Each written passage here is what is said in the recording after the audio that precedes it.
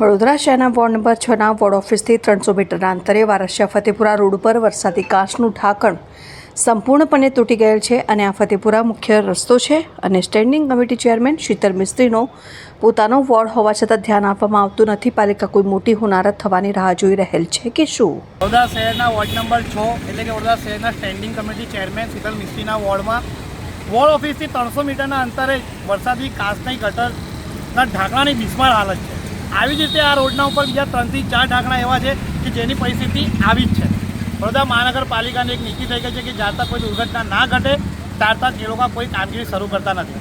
Pre મોન્સૂનની કામગીરી ફક્ત ને ફક્ત કાગળો પર ચાલી રહી છે।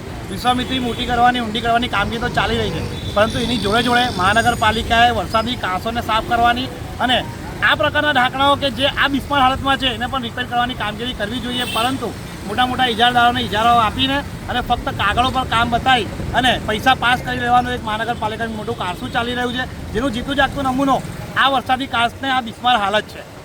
અમારી તંત્રથી એ જ અપીલ છે કે વડોદરા મહાનગરપાલિકા જલ્દથી જલ્દ આ કાંસોની અને આ ગટરોની તાત્કાલિક ધોરણે સમારકામ કરે, કારણ કે વડોદરા મહાનગરપાલિકા જો આ જલ્દથી જલ્દ આ કાર્ય નહીં કરે તો વડોદરાના નગરજનો કે જે હજારોની સંખ્યામાં આ રોડથી અવરજવર કરતા હોય છે, કોઈ એક નગરજન આ ખાડામાં પડે અને એને મોટું નુકસાન થાય તેનું જવાબદાર પછી પાલિકા જવાબદારી લેવા તૈયાર નથી થતી। એ પણ આપણે પાછલા દિવસોમાં જોયા છે। ત્યારે કોઈ હોનારત થતાં પહેલાં જ આ કામગીરી કરી દેવામાં આવે એવી માંગ અમે પાલિકા દ્વારા કરી રહ્યા છીએ।